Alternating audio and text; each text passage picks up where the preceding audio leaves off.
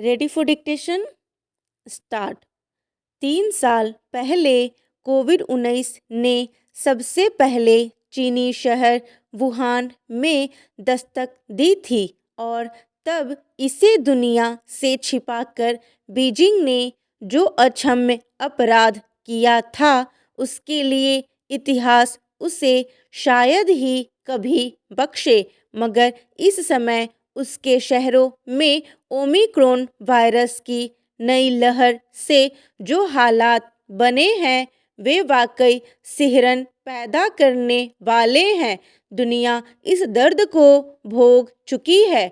वहाँ से जो तस्वीरें या खबरें सामने आ रही हैं वे बताती हैं कि चीन के अस्पतालों में जगह नहीं मिल रही और शवदाह गृहों के आगे कतारें लगने लगी हैं। ऐसे में वे ब्यौरे उसके उपहास का नहीं बल्कि गंभीर चिंतन के मुद्दे हैं। हालात की गंभीरता का अंदाज इसी से लगाया जा सकता है कि अमेरिका ने विदेश मंत्री एंटोनी ब्लिंकन के नेतृत्व में एक प्रतिनिधि मंडल बीजिंग भेजने का फैसला किया है। यह जरूरी भी है क्योंकि चीन बहुत सारी सूचनाएं अब भी साझा नहीं कर रहा। पिछले 3 वर्षों में महामारी से मरने वालों की आधिकारिक संख्या वह 5242 ही बता रहा है, जबकि उसी द्वारा शासित हांगकांग में यह आंकड़ा 11,000 के ऊपर पहुंच चुका है। दरअसल जीरो कोविड पॉलिसी के कारण बढ़ते घरेलू असंतोष को बीजिंग ताइवान व भारत के साथ सीमा विवाद बढ़ाकर घटाने में जुटा है। कोविड महामारी की वजह से दुनिया की अर्थव्यवस्था पहले ही बुरी स्थिति में थी। उससे उबरने की वह आस संजोती मगर रूस यूक्रेन युद्ध ने उसे और गर्त में धकेल दिया। इस जंग ने आपूर्ति श्रृंखला को काफ़ी नुकसान पहुंचाया है और अब जब वैश्विक कार्य व्यापार को पटरी पर लौटाने की कवायद जोर पकड़ने लगी थी तब एक बार फिर चीन से निराश करने वाली खबरें आनी शुरू हो गई है।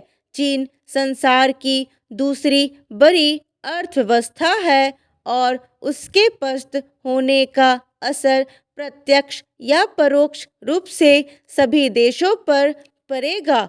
इसलिए कामना यही की जानी चाहिए कि चीन इस संक्रमण पर जल्द से जल्द नियंत्रण पा ले, क्योंकि इस संक्रमण के दूसरे एशियाई देशों में फैलने से विश्व अर्थव्यवस्था पर बहुत घातक प्रभाव पड़ सकता है। भारत सरकार और हमारे स्वास्थ्य विशेषज्ञ चीन की स्थिति पर गहराई से नज़र रखे हुए हैं और यह संतोष की बात है कि व्यापक टीकाकरण अभियान के जरिए 68% से अधिक लोगों का पूर्ण टीकाकरण करा लिया गया है। लेकिन किसी भी महामारी के जोखिम को कभी भी कम करके नहीं आंकना चाहिए, तब तो और जब उसकी कई लहरों के आने का अंदेशा हो। इसलिए विश्व स्वास्थ्य संगठन के प्रोटोकॉल का अनुसरण करने के साथ साथ सभी एहतियाती बंदोबस्त करने की ज़रूरत है। हमें नहीं भूलना चाहिए कि तत्कालीन अमेरिकी राष्ट्रपति डोनाल्ड ट्रंप व उनके समकालीन ब्रिटिश प्रधानमंत्री बोरिस जॉनसन ने शुरू में इस वायरस का उपहास उड़ाया था और इसकी बहुत बड़ी कीमत इन दोनों देशों के नागरिकों को चुकानी पड़ी है। कोविड-19 के बाद लोगों के स्वास्थ्य में जो भी बदलाव महसूस हो रहा है उसके गहन अध्ययन की ज़रूरत है। यह सर्वविदित है कि दुनिया भर में अस्वाभाविक मौतों का आंकड़ा बढ़ रहा है।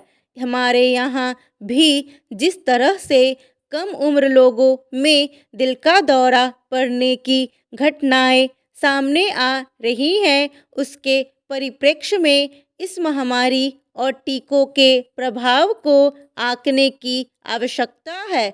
बीजिंग आज अपनी अपारदर्शिता की कीमत चुका रहा है। दुनिया के देशों को इससे सबक सीखते हुए महामारी संबंधी अपनी अगली तैयारी करनी चाहिए।